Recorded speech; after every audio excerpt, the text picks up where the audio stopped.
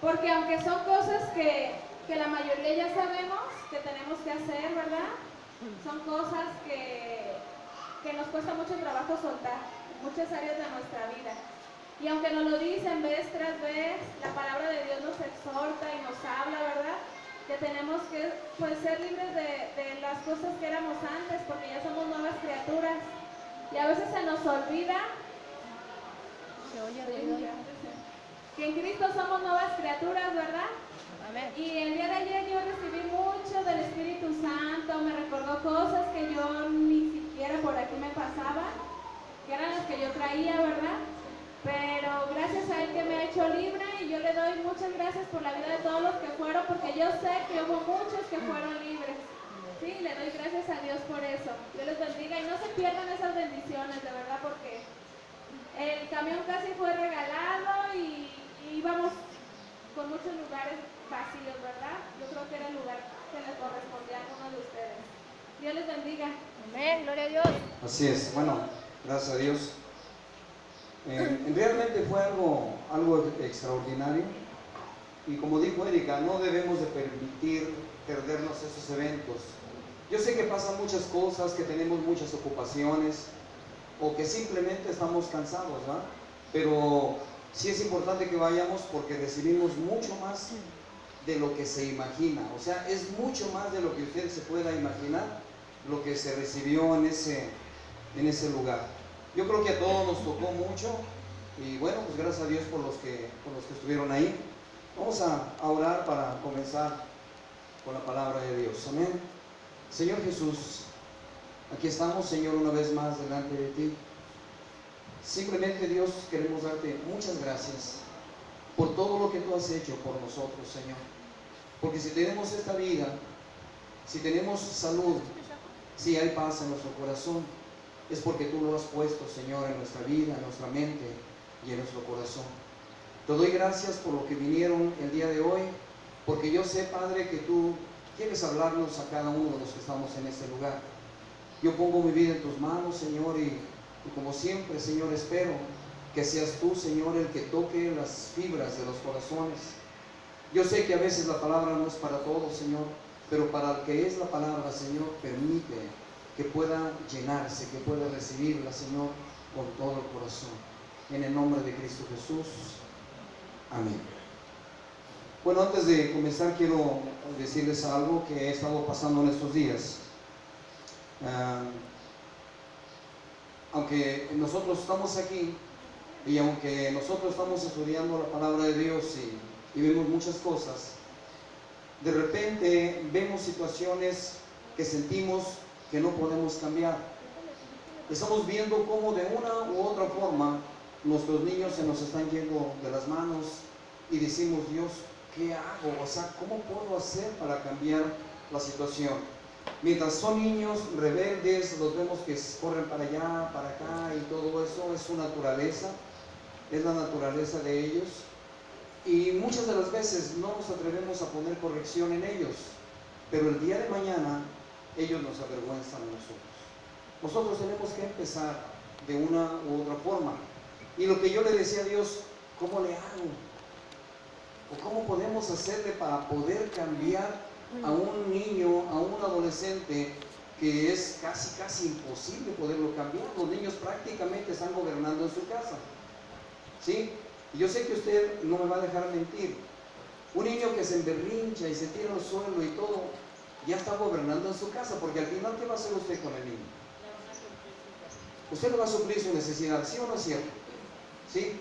Ya cuando ve que llora y que patalea, o no sé si han visto niños en el tianguis que los lleva usted arrastrando y el niño grite, y al final, para que se calle, para que se calme, para todo decimos, ándele pues, ahí está, ¿verdad?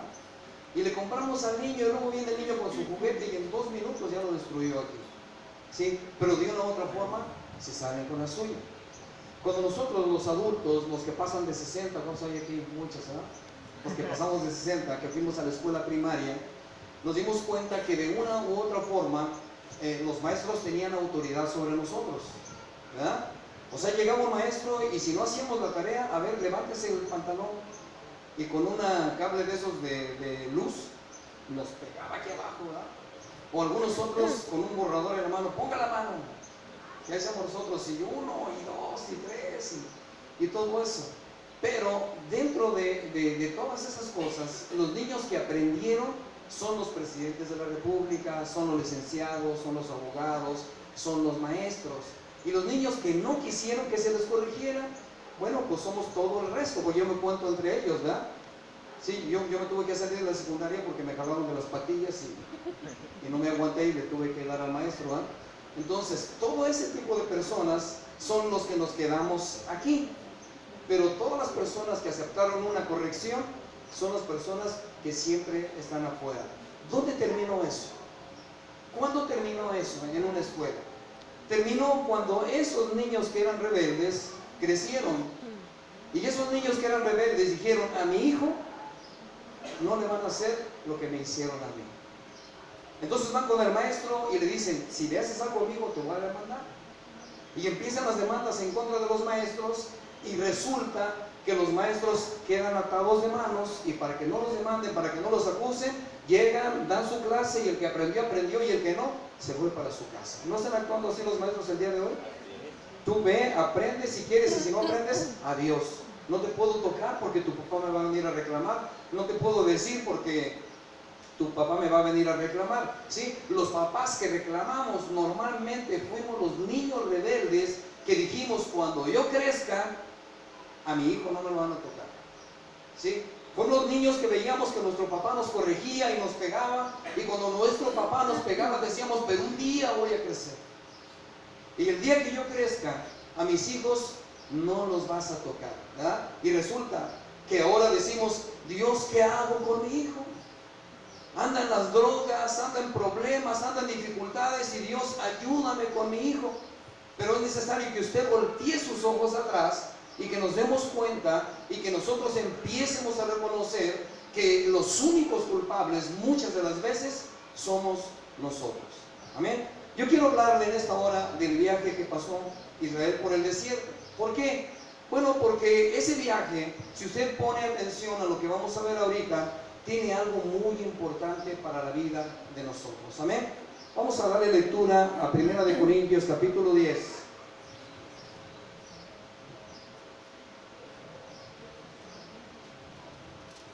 Primera de Corintios capítulo 10, versículo 11. Y dice la palabra de Dios de esta manera: y estas cosas les acontecieron como ejemplo, y están escritas para amonestarnos a nosotros, a quienes han alcanzado los fines de los siglos. Amén. ¿Qué quiere decir esto? Que todo lo que está escrito en la Biblia fue escrito ¿para qué? Dice, para amonestarnos a nosotros mismos. Amén.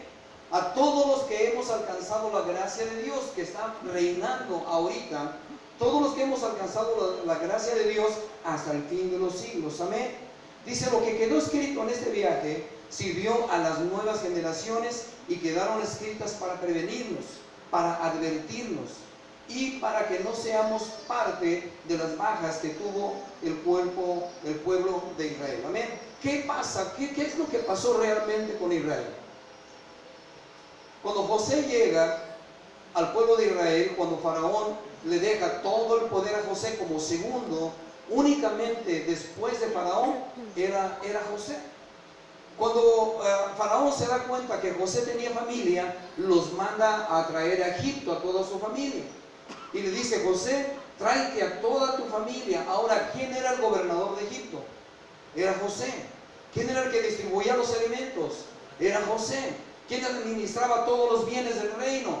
Era José. Ahora, si él era el gobernador, era el administrador y era el que hacía todas las cosas, entonces, ¿qué fue lo que recibieron el pueblo de Israel?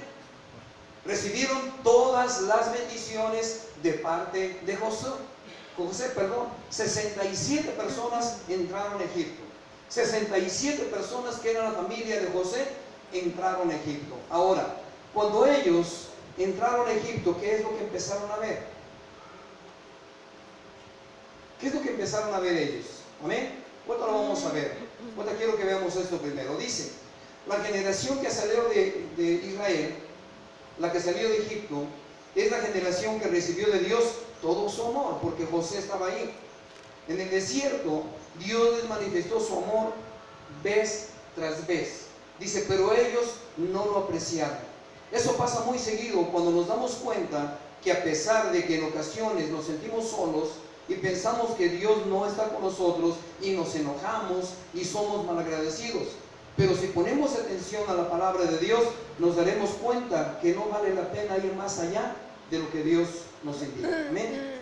En el caso de Israel, dice que fue Dios mismo quien estableció el propósito de llevarlos a Canaán. Dios les dio la promesa. Primero los meten a Egipto y reciben todas las bendiciones de Dios. Todas las bendiciones de Dios. Y después Dios les lanza una promesa y les dijo, esto no va a ser para siempre. Esto no va a ser para siempre. Yo quiero llevarlos a un lugar especial. Quiero llevarlos a una tierra que les pertenece a ustedes. De igual manera, cuando nosotros nos allegamos a Dios, lo que estamos recibiendo el día de hoy, lo que tenemos el día de hoy, no es todo lo que Dios quiere para nosotros. Dios quiere darnos, dice su palabra, sus riquezas en gloria. ¿No dice así la Biblia? Amén. ¿Sí? Y a veces una persona llegó y me preguntó y dijo, ¿de cuáles riquezas habla? ¿De cuáles riquezas? ¿Qué es? Si yo le pido a Dios esto, ¿me va a regalar esto? Si yo le pido una casa, ¿me va a regalar una casa? ¿O de cuáles riquezas en gloria habla Dios? Amén. Una de las mayores riquezas que habla Dios para nosotros es la paz, la tranquilidad, el amor, el gozo, la salvación y muchas de las cosas que nosotros estamos necesitando el día de hoy. ¿Sí? Voy a hacer rápido, voy a platicarles ese testimonio ayer rápido, no lo tenía apuntado aquí, pero me llamó la atención algo que escuché el día de ayer. Y dice que una persona se va a Estados Unidos a trabajar para su familia y que esa persona llega con su patrón y empieza a trabajar y el patrón le dice, vas a trabajar para mí, pero no te voy a pagar ni un 5. Cuando decidas irte, cuando te vayas a tu casa, entonces te voy a dar todo. Y dice que pasaron 18 años. 18 años. Y esa persona se desesperó y le dijo, ¿sabes qué? Ya me quiero ir para mi casa, ya extraño a mi esposa, extraño a mi familia y me quiero ir con mi familia. Y dice que el patrón le dijo, está bien, pero te voy a poner una pregunta. ¿Quieres todo el dinero que gastaste en 18 años o quieres 3 consejos sabios que te van a ayudar en toda tu vida? ¿Qué hubiera preferido usted? Los consejos. ¿Sí? Pero cheque esto, es un sueldo de 18 años. Es un sueldo de 18 años. ¿Qué hubiéramos pensado nosotros? Y esta persona se quedó pensando y dijo, bueno, dame los 3 consejos. Le dijo, está bien. El primer consejo es, no tomes atajos. Primer consejo. Segundo consejo, no te metas en lo que no te importa. ¿Sí? Y el tercer consejo, ¿cuál era? Piensa antes de actuar. ¿Verdad? Entonces él dice, bueno, dame los 3 consejos. Él le da los 3 consejos y antes de que se vaya le dijo, pero mira, ven. Y agarró un bolillo grandote, así grandote, y le dijo, llévatelo porque tiene mucho que no llegues a tu casa y para que hagas una cena con este bolillo. Dice que estaba con su bolillote cargando y va caminando y se junta con un compañero que va para el mismo lugar. Y cuando los dos van caminando, el compañero le dice, oye, aquí hay un atajo, vámonos por el atajo. Vámonos a caminar por el atajo. Pero él se acordó del consejo que le habían dado y le dijo, no, espérate, yo me voy por el camino más largo. Y dice que cuando él llega al hotel, hay mucho alboroto en el hotel, y él le pregunta al del hotel, ¿qué pasó? Dice, fíjate que una persona que venía por el camino corto, llegaron unos ladrones, lo asaltaron y lo mataron. ¿Le sirvió el consejo o no le sirvió? Sí. Sí le sirvió el consejo. Después dice que se mete a dormir a su casa, y está al hotel, perdón, y está durmiendo en el hotel y se oye un pleito. y se oye una mujer gritando: ayuda, por favor, ayuda, ayúdenme por favor. Unos gritos desgarradores y todo, y él dijo: voy a ayudar a esa pobre mujer. Pero se acordó del consejo y dijo: no te metas en lo que no te importa. Y se quedó en su cuarto y se durmió. Al otro día se levanta en la mañana y ve el alboroto allí en el hotel, y le dice al del hotel: ¿qué fue lo que pasó? Dice: yo escuché los gritos y iba a bajar. Y dijo él: qué bueno que no bajaste. Se hospedó en el hotel un hombre que imitaba la voz de una mujer para que fueran, y cuando iban los asaltaba y los mataba. Qué bueno que no fuiste a ese llamado. Y él sale de ese lugar y llega a su casa y ve a su casa de lejos, y antes de llegar ve que llega un hombre y toca la puerta, y sale su esposa y le da un abrazo y un beso al hombre y le dice: pásale. ¿Qué hubiera pensado él? 18 años de no ver a su esposa, y cuando llega con la esposa le dice, la ve que está haciendo esto y dice: ay, cara. Pero se acuerda de lo que le dijeron, que no actuara premeditadamente, que pensara las cosas antes de actuar. Y se quedó toda la noche ahí esperando, y lo pensó y dijo: en la mañana voy a ir y solamente le voy a decir que está bien, que siga su vida, que no hay problema. Y se acerca en la mañana y toca la puerta, sale su esposa y lo recibe con los brazos abiertos la esposa, y lo empieza a besar y lo empieza a decir que lo quiere mucho. Y dijo: no, espérate, tanto tiempo quise que me fui y ya tienes a otro hombre en tu lugar, en mi lugar. ¿Cómo es posible que hayas caído tan bajo? Y ella le dijo: es que cuando te fuiste no te alcancé a decir que estaba embarazada, y este hombre de 18 años es tu hijo. Pero la primera acción era: los voy a matar, los voy a golpear. Tanto tiempo que pasó. Y dice que después él le platicó a su esposa los 3 consejos que le dio el hombre, y le dijo: ahora sí, vamos a cenar a gusto, tráete el bolillo que traigo ahí cargado. Un bolillote, dijo: ahorita es una tortota que alcance para todos, ¿verdad? Pero cuando abre el bolillo, allí estaba su sueldo de 18 años que había ganado en Estados Unidos. ¿Qué hubiera pasado si él hubiera actuado de otra forma? Hubiera perdido ¿Ve? todo. Eso es lo que realmente Dios busca para nosotros. Cuando Dios nos manda a hacer algo, muchas de las veces nosotros nos podemos ir por algo que realmente vemos, por lo que estamos necesitando en este momento, pero que no vale la pena. Amén. En el caso de Israel, dice: fue Dios mismo quien estableció el propósito de llevarlos a Canaán, y que ese viaje quedara registrado y sirviera como ejemplo para nosotros. En ese viaje vamos a encontrar promesas similares a las que Dios hizo a los israelitas. El viaje por el desierto fue con el propósito de recibir una promesa y también de hacernos libres de corrupción. Segundo de Pedro, capítulo 1, versículo 4. Dice la palabra de Dios: por medio de las cuales, de las promesas, nos ha dado preciosas y grandísimas promesas, para que por ellas llegaseis a ser participantes de la naturaleza divina, habiendo huido de la corrupción que hay en el mundo a causa de la concupiscencia. ¿Sí? ¿Qué es lo que dijo el apóstol Pedro?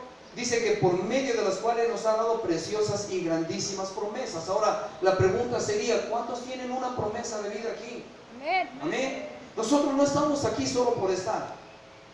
Nosotros no venimos solamente por caerle bien, o por obedecer a papá o obedecer a mamá.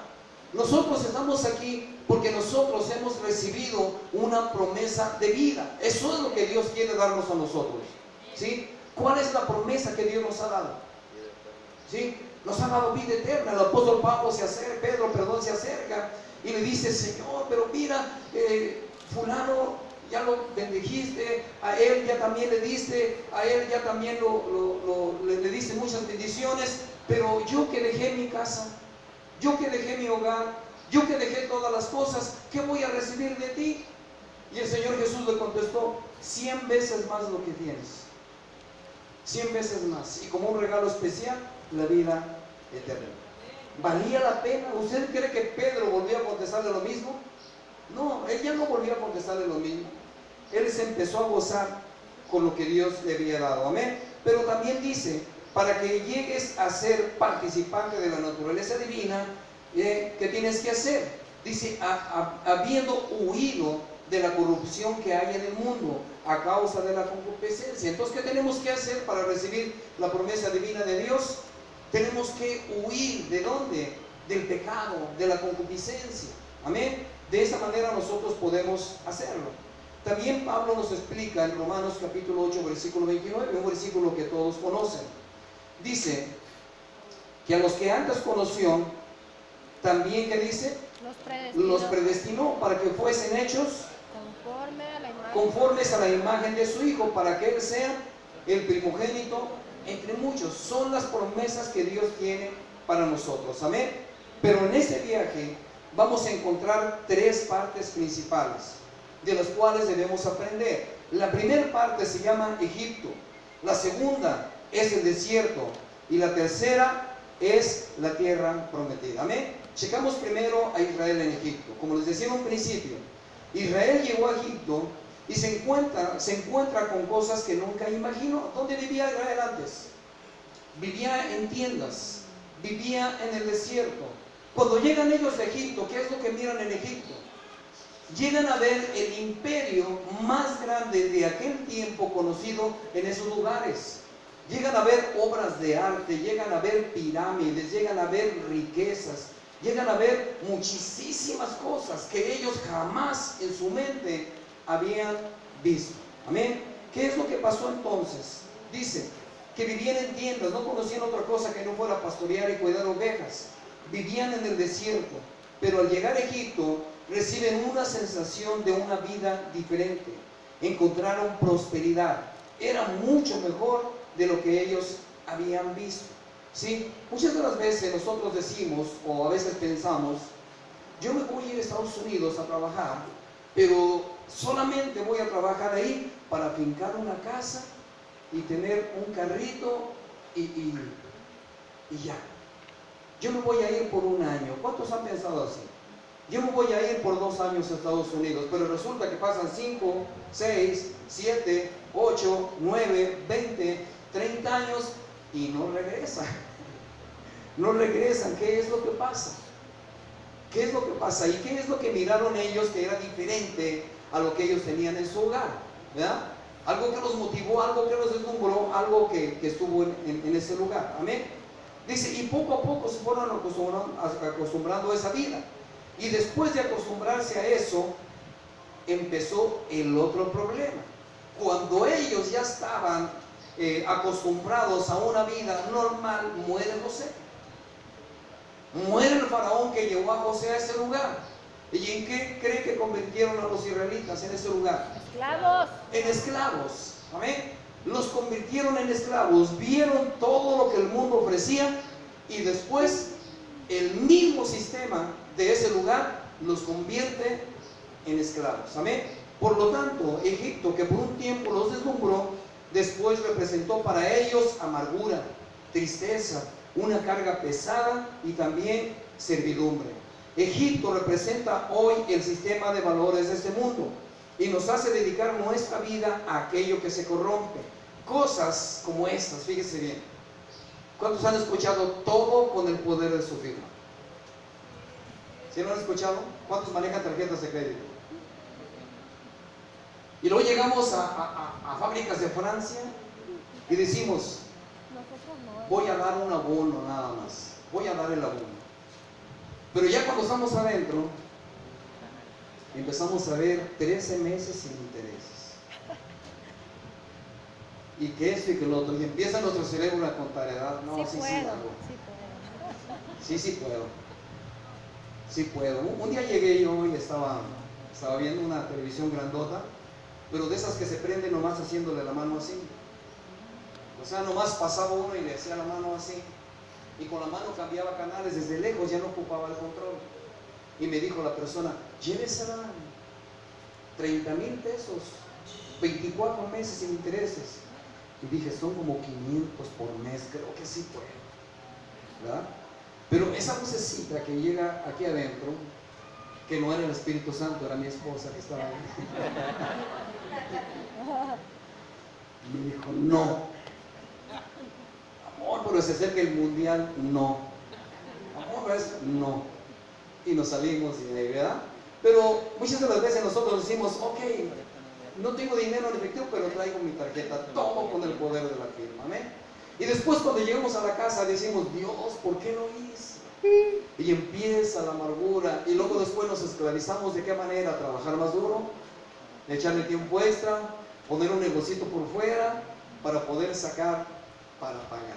Otro tema, bueno, otra palabra que se oye mucho aquí es esto, ¿verdad? ¿Cuántos han escuchado esto? El que nada debe, Nada tiene. ¿sí? ¿Y cuántos han caído en este gancho?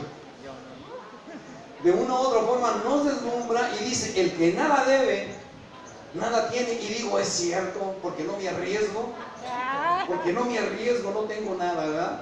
Y empezamos a fusionar por ese lado. Pero cuando lo decidimos hacer, entonces en nosotros empezamos a pensar y a decir, ¿y yo ahora qué hago? Y nos dan las 11 de la noche y con los ojos como semáforo ahí. ¿Qué voy a hacer el día de mañana, Dios? Y los meses se hacen de 8 días, ¿verdad? Cuando decimos, no, es al mes, esta semana pago esto, para la otra pago esto, pero resulta que los meses se hacen de 8 días. Y de una u otra forma me convierto en esclavo de la tentación que yo tuve, amén. Dice también, cosas como el poder de tu firma o el que nada debe, nada tiene. Eso nos sumerge en aquello que es terrenal y que es temporal. A todo aquello que produce dolor y que jamás sacia el corazón. ¿Sí sabía que nunca se va a saciar el corazón? Nunca. Si usted quiere una mansión y la tiene, va a querer otra cosa más fuerte. ¿Sí? Yo me acuerdo que andamos con nuestro carrito así viejito y caminando y todo y decimos, ay Dios, que yo tuviera ese carro. Dios nos lo da y después decimos, ay, qué basura de carro, yo quisiera mejor otro carro, ¿verdad? Sí, pero cuando Dios nos lo recoge todo otra vez, entonces valoramos lo que antes teníamos, ¿verdad que sí? Entonces eso es lo más importante. Dice, a todo aquello que produce dolor y que jamás va a saciar el corazón humano, sino que consume, pero sin ninguna esperanza. Egipto nos da un cuadro ilustrativo de lo que es vivir sin Cristo. Pero vamos a checar qué es Egipto hoy. ¿Cuántos han estudiado historia y todo eso? Egipto fue la nación con más poder en el mundo que existía en aquel tiempo. Cuando se hablaba de Egipto, se hablaba de poder. Pero hoy en día, Egipto son museos, son momias, son ruinas, ¿sí? Egipto jamás se volvió a levantar. Desde hace más de 3.500 años que los israelitas salieron de Egipto, Egipto jamás se volvió a levantar. ¿Sí? ¿Lo vemos como nación? Sí, es una nación, pero no es una potencia mundial como era en aquel tiempo, que era la primer potencia mundial. Se acabó. ¿Dónde quedó el sistema de cosas? ¿Dónde quedó el sistema de valores? Se quedó en Egipto. Amén. Y es donde muchas de las veces los israelitas querían regresar. Yo quiero regresar a Egipto, ¿sí? El libro de Tito, capítulo 3, versículo 3, dice de esta manera: porque nosotros también éramos en otro tiempo. ¿Ya lo tiene? ¿No está mirando aquí, no? Dice, nosotros también éramos en otro tiempo. ¿Cómo éramos? Quiero que lo vean. Insensatos, rebeldes, extraviados, esclavos de concupiscencias y deleites diversos, viviendo en malicia y envidia, aborrecibles y aborreciéndonos unos a otros. Entonces quiere decir que éramos insensatos todos, ¿verdad que sí? Éramos rebeldes, éramos extraviados, esclavos de concupiscencias y deleites diversos, viviendo en malicia, envidia, aborrecibles, y no nada más eso, aborreciéndonos, ¿qué dice? Unos a otros. Eso es lo que realmente representa lo que nosotros éramos antes. Ahora ya no lo somos. Aquí no hay de esos, ¿verdad? Ahora ya no lo somos, pero eso era lo que éramos antes. Amén. Pablo nos explica que esta manera era nuestra condición. y no quiere que regresemos allí. Vamos a ver qué dice Deuteronomio capítulo 17, versículo 16. Libro de Deuteronomio capítulo 17, versículo 16. Nos explica que en muchas ocasiones Dios no nos bendice, fíjese bien, para esto, para que no regresemos allá. Cheque bien lo que dice. Yair, ¿ya hablas a él? Y hará volver al pueblo a Egipto con el fin de aumentar caballos, porque Jehová os ha dicho, no volváis nunca por este camino. ¿Por qué muchas de las veces Dios detiene la bendición? Ya casi no. Nos explica que en muchas ocasiones Dios nos bendice para que no regresemos allá. Dice, pero Él no va a aumentar para sí caballos, ni hará volver al pueblo a Egipto con el fin de aumentar sus caballos. Porque Jehová ha dicho así, no volváis nunca, ¿por dónde? Por ese camino. Si Dios ya nos sacó de ese camino, ¿qué tenemos que hacer? No debemos de volver nunca jamás. Efesios capítulo 5 versículo 11 nos dice algo, amén.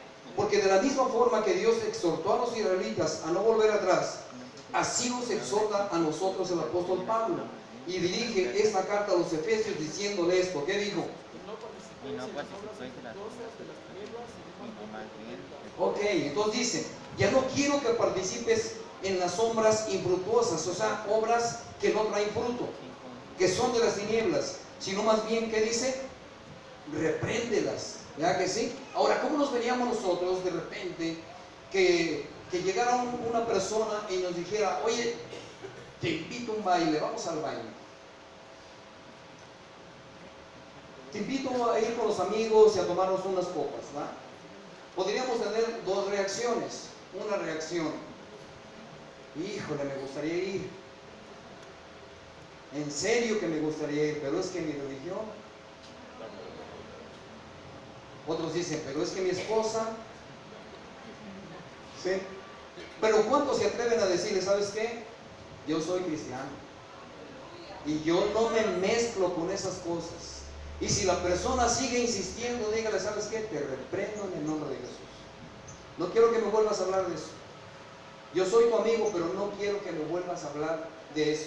Yo soy cristiano. ¿Sabe qué va a pasar con la persona? Cuando vea su firmeza y vea su carácter, y cuando lo vea prosperar día a día, cuando lo vea que sus hijos van bien y cuando vea que todo va bien, ¿qué va a pensar? Él tenía razón. Pero si usted se queda con que me gustaría, la verdad, me gustaría, pero es que como que no, usted deja otra imagen a la persona, lo tienen oprimido, lo tienen prensado, la religión lo tiene atado, ¿sí? Eso es lo que mucha gente piensa de nosotros, ¿o no? ¿Sí? O de repente llegan y dicen, es que tu esposa te pega, ¿no? Primera de Juan, capítulo 2, versículo 15 al 18. Dice el Señor de esta manera, no ames al mundo ni las cosas que están en el mundo. Si alguno ama al mundo, ¿qué pasa? Amén, vamos a repetirlo otra vez. Si alguno ama al mundo, el amor del Padre no está. ¿Por qué? Porque todo lo que hay en el mundo, dígalo, los deseos de la carne, los deseos de los ojos y la vanagloria de la vida no provienen del Padre, sino de quién. Pero el mundo pasa y también los deseos, pero el que hace la voluntad de Dios, ¿qué dice? Permanece para siempre. ¿Qué nos está diciendo el Señor aquí a nosotros? Amén. No está diciendo que no amemos al mundo, vivimos en el mundo, tenemos que estar en el mundo, amén. Las cosas que están en el mundo, que sabemos que nos hacen mal a nosotros. Santiago capítulo 4 versículo 4 dice también, oh almas adúlteras, ¿no sabéis? ¿Qué dice?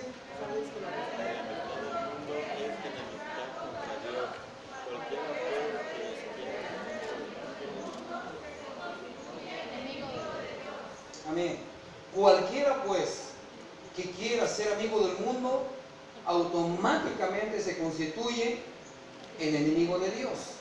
Y yo creo que a nadie le gustaría tener a Dios de enemigo, ¿verdad que no? No nos gustaría, es mejor tenerlo como nuestro Padre, que nos ama.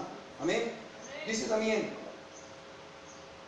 en resumen, Egipto representa el mundo el camino de la carne y nuestra existencia antes de conocer a nuestro Señor Jesucristo. Es lo que representa Egipto, ¿sí?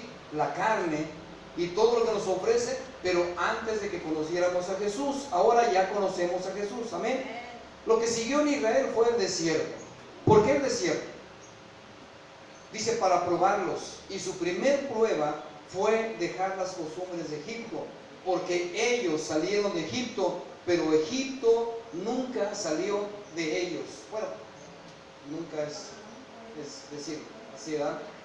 Egipto no salió de ellos. Cuando ellos iban caminando por el desierto, ¿qué iban diciendo? ¿Qué murmuraban ellos en el camino? ¿Sí?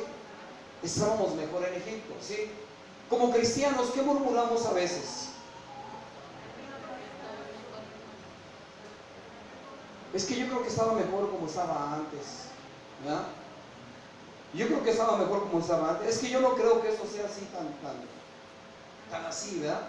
Pero el asunto es que Dios, al llevar a una persona al desierto, es porque tiene un propósito, amén. Y el primer propósito era quitarle las viejas costumbres que había antes. Ahora, si usted se pone a pensar en un hijo adolescente que ya lo tiene usted metido en drogadicción y en muchas cosas, ¿es fácil sacarlo de ahí? ¿Verdad que no es fácil sacarlo de ahí? ¿Qué hacemos nosotros? Nos desvelamos, nos quitamos el sueño, tratamos de meter un centro de rehabilitación, le hemos tratado con amor. Una hermana que yo tengo, cuando llegamos vino de visita aquí y vio a mi hermano que se andaba drogando y me dijo, es que no le tienes amor. Tú predicas la palabra y no le tienes amor. Tú necesitas tenerle amor. Y yo le dije, ándale pues, dale amor.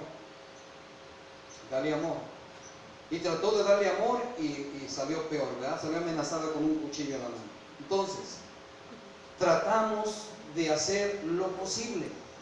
Pero ¿qué utilizó Dios en el desierto para hacer posible que ellos se pudieran olvidar de Egipto y empezaran ellos a pensar en lo que Dios les podía dar? Si usted pone atención en esto, va a saber, se va a dar cuenta de lo que Dios usó, amén. Dice, Dios sabía que su corazón estaba ahí, también. Y también sabía que antes de darle instrucciones para entrar en la tierra prometida, necesitaban estar preparados. Y es por eso que los llevó al desierto. Lo primero que pasó por su mente cuando salieron de Egipto, ¿qué cree que sería? Cuando iban desfilando por el camino, ¿verdad? Oh, aleluya, gloria a Dios, vamos a la tierra prometida. Yo me imagino el éxodo, cómo salieron. Más de 1 millón de personas salieron de Egipto, los cuernos sonando, la gente les regalaba el oro que tenían.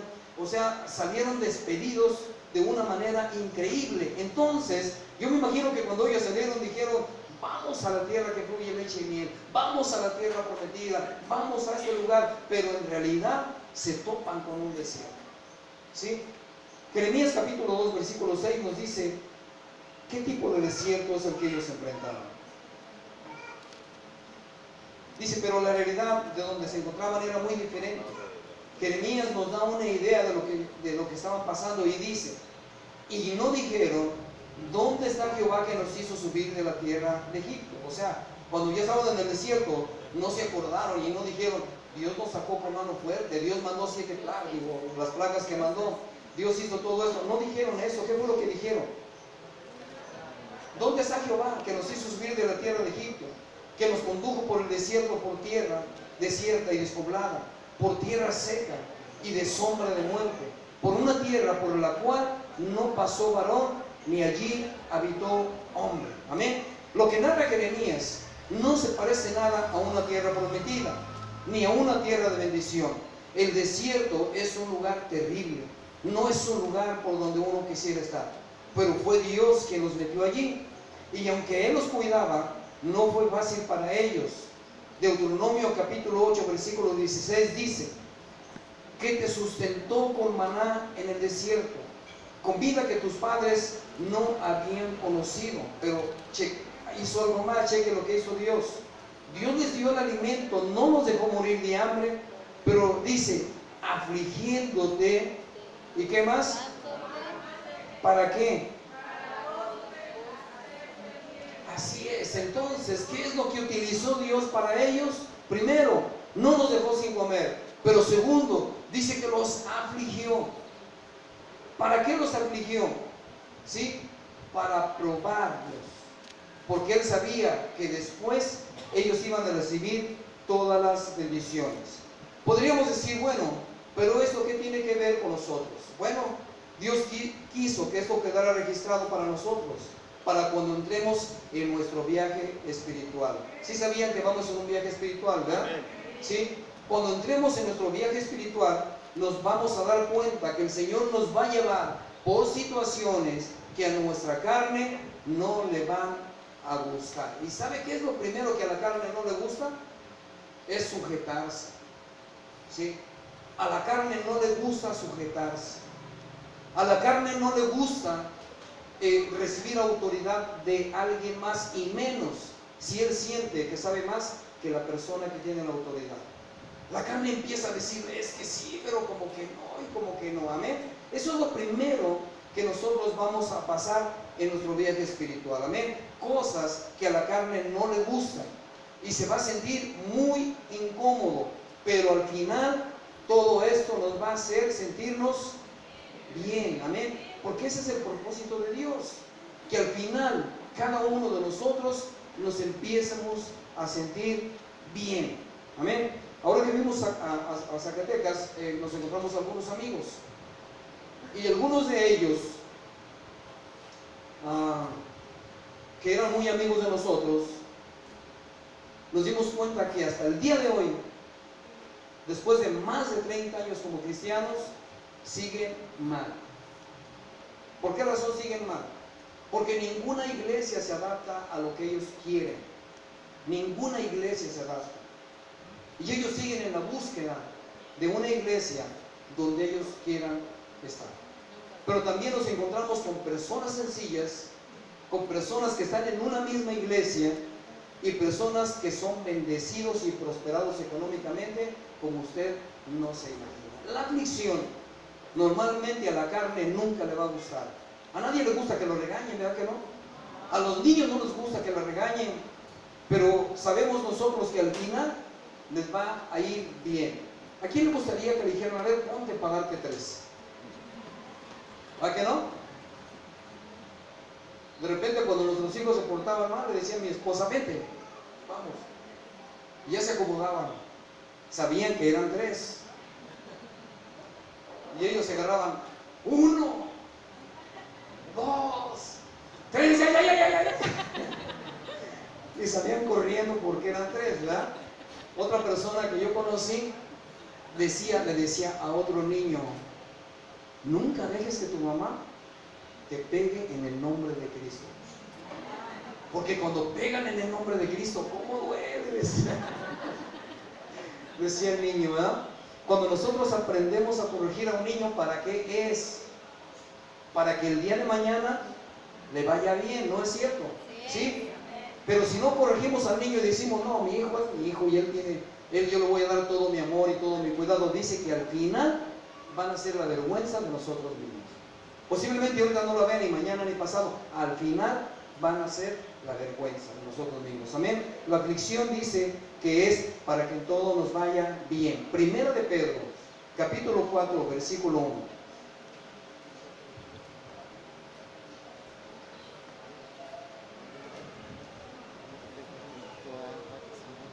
¿Qué dice?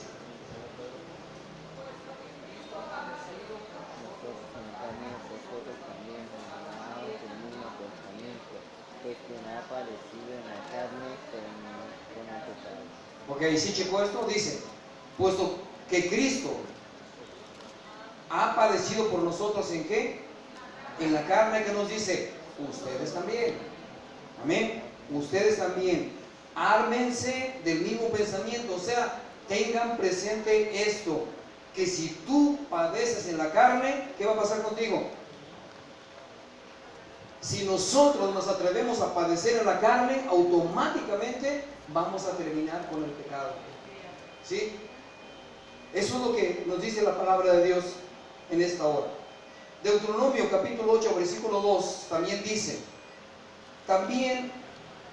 y te acordarás de todo el camino por donde te ha traído Jehová tu Dios estos 40 años en el desierto para probarte, para saber lo que había en tu corazón, si habías de guardar o no sus mandamientos. Amén. El día de ayer estuvimos viendo una situación: una batería, un bajo, una guitarra. Eso es lo que vimos en la alabanza del día de ayer. Una alabanza con unción, con mucha unción, al grado de hacer que la presencia del Espíritu Santo bajara. Pero quiero decirle esto: el que estaba dirigiendo la alabanza era un ex drogadicto. Era una persona que él da su testimonio y dice que como no tenía para comprar un refresco, bajaba el alcohol de 96 con agua. Y he visto personas que lo rebajan con orines. A tal grado llega el vicio. Este hombre llegó hasta lo más bajo. Pero cuando él se paraba a dirigir la alabanza, el poder de Dios estaba ahí. ¿Qué es lo que pasó? Amén. Él afligió su carne, de una u otra forma Dios lo transformó. ¿Y usted cree que era fácil para él dejar las drogas y el alcohol? No es fácil, se sufre para dejarlo. Pero cuando él pudo dejarlo, ahora usted lo va a ver dirigiendo la alabanza y usted va a decir: ay, gloria a Dios por este varón. Amén. Y el día de mañana, cuando dejemos que nuestra carne sea afligida, igual usted va a ser usado por Dios de una manera grande. Amén. Pero volvamos otra vez al desierto. Dice: estos 40 días en el desierto fue para afligirte, y también fue para probarte, y también fue para saber lo que había en tu corazón, si habías de guardar o no sus mandamientos. Amén. Mire, esto yo quisiera que lo entendieran. Yo quiero que lo entiendan de esta manera. Yo pude haber sido pastor desde muchísimo tiempo antes, pero Dios me probó de una forma y de otra, y yo nunca pasé la prueba, nunca la pasé. Y lo más difícil que era, no era ni el conocimiento, no era nada. O sea, yo sentía que yo sabía más que todo el mundo, y cada pastor que predicaba yo decía: no me llena, es que no me llena. Y no nada más eso, sino que eso yo se lo compartí a otros amigos, y esos amigos hicieron lo mismo que yo. Yo no me pude someter, no pude someterme a Dios. Pero cuando Dios me afligió de tal manera que le dije: ok, Dios, somos tú y yo le decía a mi sobrino Héctor: 20 años de estar fumando, los pulmones casi destrozados. Yo no podía dormir acostado, necesitaba dormir sentado, porque ya no podía respirar. Lo único que me salía de aquí, de la garganta, era un chiflido. Es todo lo que me salía. Más de una cajetilla diaria, era algo tremendo. Yo luché como usted no se da una idea. Probé un remedio, probé otro remedio, luché con todas mis fuerzas por dejar de fumar. Pero un día le dije a Dios: Dios, yo estoy aquí y tú me estás usando para predicar, pero ¿te gusta que yo vaya a predicar así como estoy? Dije: yo no puedo, necesito que tú hagas algo especial conmigo. Esa noche yo no oré 1 hora ni 2 horas, me pasé postrado gran parte de la noche. Al otro día en la mañana, nada, 2, 3, 4, 8 días y nada. Y a los 8 días dije: me aguanté 8 días, y que voy y compro una cajetilla otra vez, y que me empiezo a fumar. En ese mismo instante, no sé qué pasó, se me bajó la presión, empecé a temblar, empecé a vomitar, me quedé tirado en la cama como 3 horas y ya no supe qué hacer. Todo me daba vueltas así, y dije: ¿quién me lo manda? Si ya Dios me lo había quitado, ¿por qué regresar? ¿Por qué tengo que regresar al lugar de donde Dios me sacó? ¿Sí? Y yo aprendí eso y dije: hoy me voy a someter a mis autoridades. Amén. Cuando yo llegué a la iglesia de Tlajomulco, Para mí no fue fácil someterme al pastor Miguel. ¿Cuántos conocen al pastor Miguel? No fue fácil. Y hermano, quiero que venga ese día. Y hermano, quiero que venga. Yo le decía a mi esposa, ¿que no se da cuenta que vivimos bien lejos de Tlajomulco? Es que no piensa, yo tengo que tomar un camión de aquí a la central camionera y luego de la central camionera a Tlajomulco. Son 3 horas de camino. ¿Qué acaso no piensa? Yo le decía, pastor, es que mire, y que esto y que lo otro. Y usted puede, hermano, venga, usted puede. Y, ay, Dios santo, yo dije, me sometía, ¿verdad? Todavía esta vez que fuimos, hoy voy bien contento y vienen por nosotros y aleluya, gloria a Dios y todo. Y cuando termine el servicio, pastor, usted se va a llevar el camión. No, yo no quiero manejar, soy chofer y sé manejarlo, pero yo no quiero manejar, entiéndalo. No, sí puede, eso las llaves y lleves el camión, por favor, ¿verdad? Y ahí está. Son cosas leves, pero en muchas cosas yo me he tenido que someter, aunque a mí me parezca incorrecto lo que Él me está diciendo, ¿sí? ¿Y sabe de lo que me ha valido eso? Me ha valido estar aquí. Y yo sé que Dios quiere usarlo a usted también, amén. Dice, en el desierto, Dios afligió a un pueblo en este sentido. Fíjese en qué sentido. Ellos se sintieron a sí mismos incapaces de sobrevivir por sí mismos. Eso es lo que quiere Dios hacer con usted. Dice la palabra de Dios que Él va a usar ¿a qué? A lo más vil y ¿qué más? Menospreciado. Amén. Quiero que me defina la palabra menospreciado. ¿Sí? Aquella persona a la que usted no da un 20 por ella. Aquella persona que dice usted, ¿cómo es posible eso? ¿Sí? Pero dice que Él va a usar a lo más vil y menospreciado para servirle a Él. Y no nada más eso, sino que dice que los va a usar para hacer vergüenza de los que sienten que conocen mucho, para avergonzar a los sabios. ¿Amén? Eso es lo que Dios quiere hacer con nosotros. Cuando nos mete Él al desierto y empiezan y reniegan de una forma y reniegan de otra y reniegan de otra, se dan cuenta que por ellos mismos jamás van a salir del desierto, jamás van a salir. Y cuando se dan cuenta, entonces ellos sí empiezan a buscar a Dios y empiezan a ser humildes. Para eso Dios nos mete. Amén.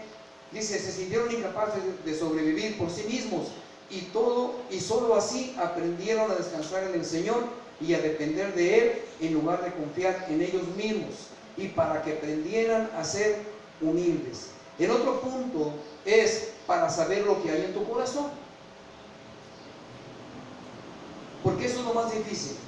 Conocer la verdad de nosotros mismos es algo mucho más importante, y para lograrlo tenemos que buscar la voluntad de Dios y entrar en sus promesas. Amén. Pero para lograrlo, Dios tiene que debilitarnos primero y mostrarnos la vanidad que viene de confiar en nosotros mismos. ¿Sí? ¿Usted cree que a Dios le interesa saber qué hay en su corazón? No, porque Él ya lo sabe. Pero a Dios le interesa que usted sepa qué hay en su corazón y que usted empiece a analizar qué hay en su corazón. ¿Qué son las cosas que yo tengo que hacer? Amén.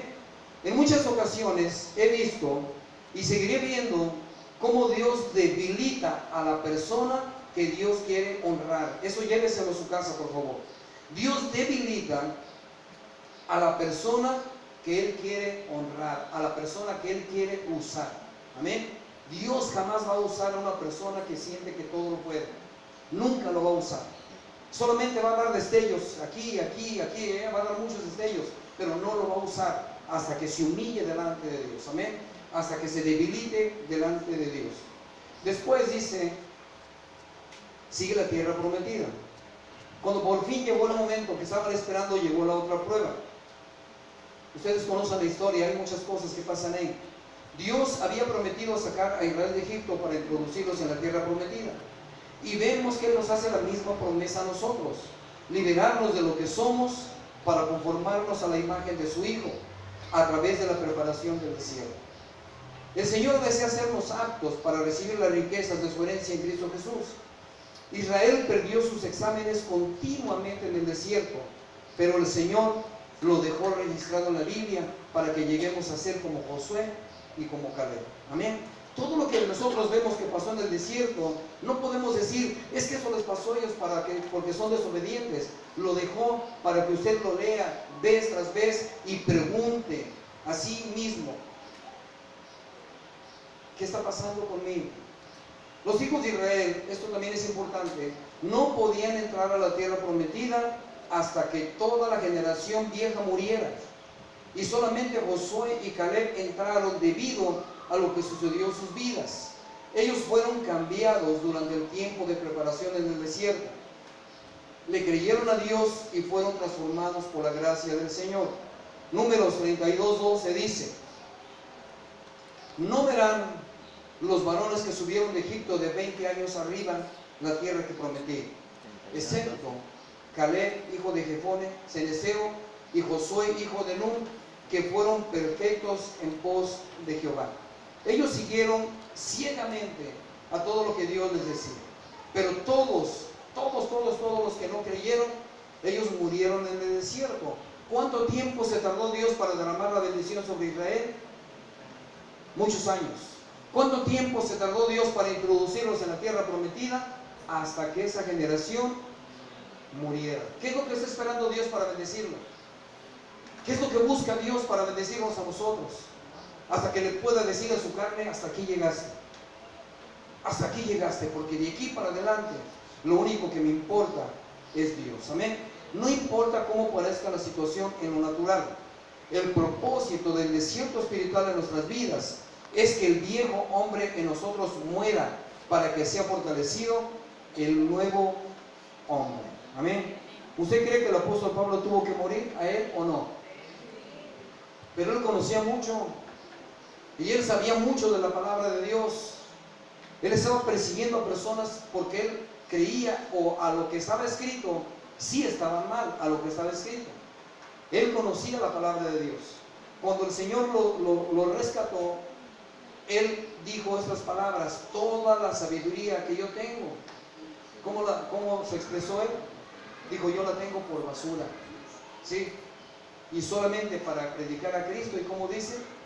Y a este crucificado. ¿Qué le interesa saber a la gente? Le interesa saber de Cristo, ¿sí? ¿Usted cree que a la gente le interesa que yo le diga: ¿ves este Kleenex? Ah, sí, es un Kleenex. Ah, bueno, este Kleenex salió de un procedimiento fulano de tal, de esto, del otro, fue procesado porque vino de la raíz, y la raíz vino porque vino de un árbol, y el árbol se plantó porque un niño de 8 años llegó y lo plantó en la tierra, y porque una persona... ¿Usted cree que a la gente le interesa todo esto? No, usted va y compra un Kleenex y le sirve para eso, nada más. A lo que Dios le interesa es que usted lo predique a Él, a Jesús, y dice la palabra, y a este crucificado. Terminamos con esto, Efesios capítulo 4, versículo 22 al 24. Dice, Efesios 4, 22 al 24. Dice: en cuanto a la pasada manera de vivir, ¿qué dice? Despojados del viejo hombre. ¿Por qué? Porque está viciado conforme a los deseos engañosos, y renovados en el espíritu de vuestra mente, y vestidos del nuevo hombre creado según Dios en la justicia y la santidad de la verdad. Amén. Cuando dice que yo me despeje del viejo hombre que está viciado, quiere decir que es muy difícil despojarse del viejo hombre, ¿sí? Porque hablamos que es muy difícil dejar un vicio, ¿verdad que es muy difícil? Y cuando él dice que yo me despoje de este hombre que ya está viciado, eso quiere decir que me va a costar trabajo. Pero lo que Dios dice ahora: y renuévate en el espíritu de tu mente, y vístete del nuevo hombre creado según Dios en la justicia y en la verdad. Amén. Yo no sé cuántos de nosotros hemos pasado por desiertos difíciles. Hay muchas personas que en este momento están pasando por un desierto increíble, y que posiblemente se estén preguntando: ¿dónde está Dios en esta situación? Y vamos a orar ahorita por estas personas, amén. Que nunca sabemos por qué pasan las cosas, pero tampoco sabemos por qué Dios las permite. Póngase de pie, por favor.